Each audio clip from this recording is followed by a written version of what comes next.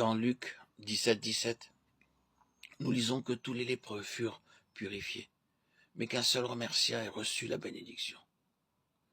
Dans Apocalypse 5:11, les anges sont debout, mais les vieillards sont assis. Les anges nous serviront dans la nouvelle création à venir. Hébreux 1:13-14. Nous donnerons des ordres et ils obéiront. Ésaïe 45:11. Toutes ces richesses sont pour nous. Apocalypse 5:12-14. Nous sommes participants de sa gloire. Les 4 êtres vivants et les 24 vieillards se prosternaient et adoraient celui qui vit au siècle des siècles.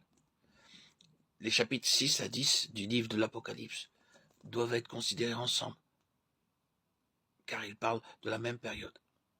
Dans Daniel 9, 24-25, le prophète Daniel disait que 70 semaines passeraient.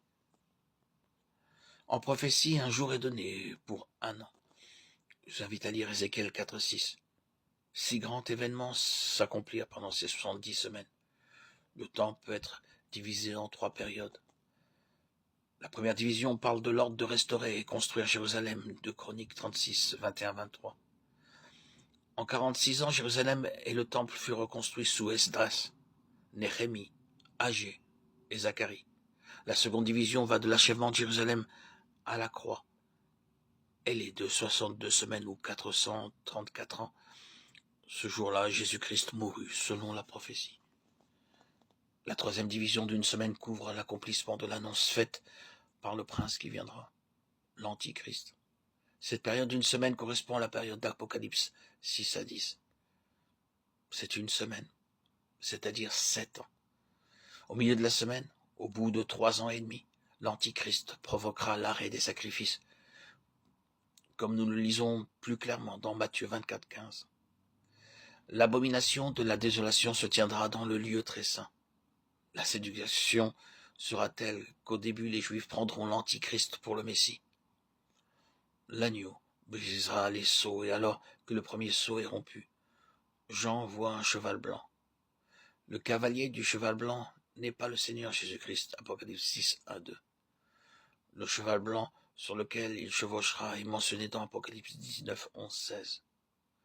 L'Antichrist viendra essayant de persuader le peuple qu'il est le Christ. Il aura le pouvoir de vaincre dans la première période de 3 ans et demi, de faire des coalitions et des alliances avec beaucoup de peuples.